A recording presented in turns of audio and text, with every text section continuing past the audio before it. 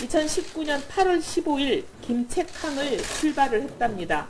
출발 당시는 19명, 지금 문제가 되는 2명 더하기 17명의 선장 포함한 17명의 일종의 선원들과 함께 출항을 했다는 것이고요. 근데 선장의 가혹 행위가 그동안 지속됐었대요. 특히 이 사람들에게, 이번에 문제가 되는 사람들에게 A라고 얘기하겠습니다. 예를 들면 A와 B.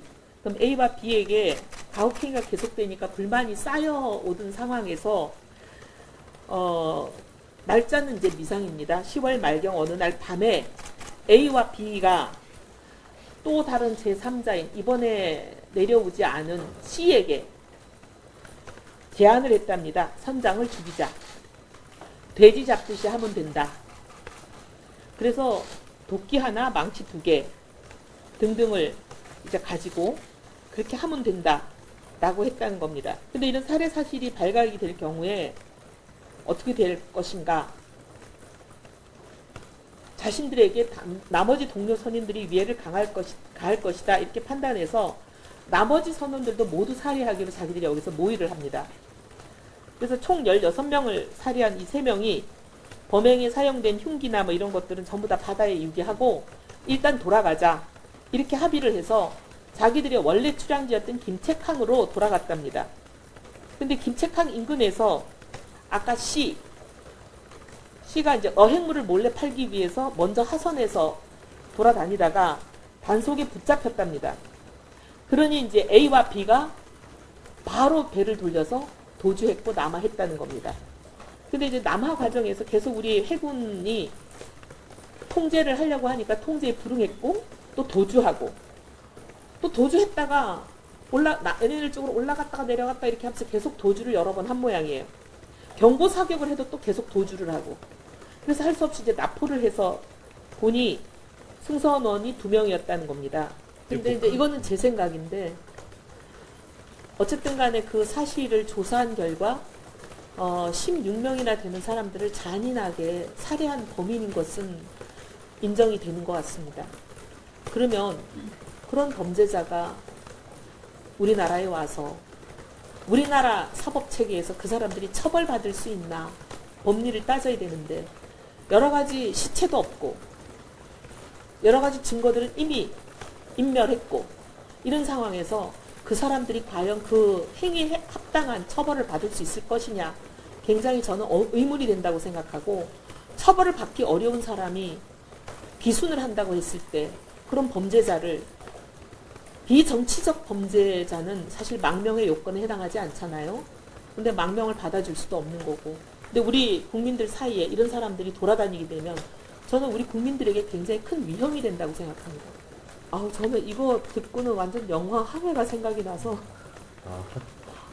진짜 근데 이런 사람들이 만약에 대한민국에 그냥 이렇게 아무 처벌을 받지 않고 기순으로 처리가 돼서 국민 속에 섞인다면 너무 끔찍하다는 생각을 했었습니다.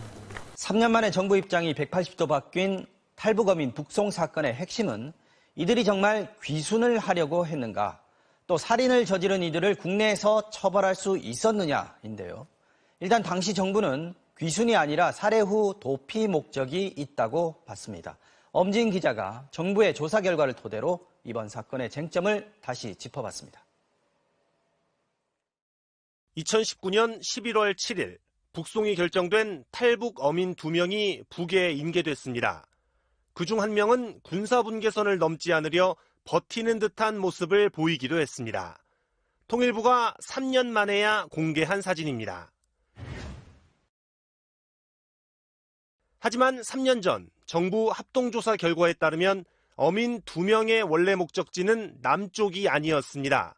선장과 다른 선원들을 살해한 뒤 죽더라도 조국, 북한에서 죽겠다며 김책항으로 돌아갔지만 일행이 체포되자 다시 배를 타고 먼 바다로 이동했습니다. 북한 경비정의 추격을 피해 동해 북방 한계선 부근까지 내려온 이들은 우리 군이 경고 사격을 하면서 통제하려 했지만 도주했고 결국 특수부대가 배에 들어간 뒤에야 제압됐습니다. 이후 합동조사에서 처음 귀순 의사를 밝혔습니다. 귀순에 대한 진술과 행동에 일관성이 없다는 점에서 이들의 귀순 의사에 진정성이 없다고 판단하였습니다. 오징어잡입의 선원이었던 이들은 선장에게 불만을 품고 선장을 먼저 살해했습니다. 이어 다른 선원들도 2명씩 흉기로 살해하고 시신을 버리기를 반복해 16명을 살해했다고 시인했습니다. 당시 야당도 이들의 범행이 심각하다고 봤습니다.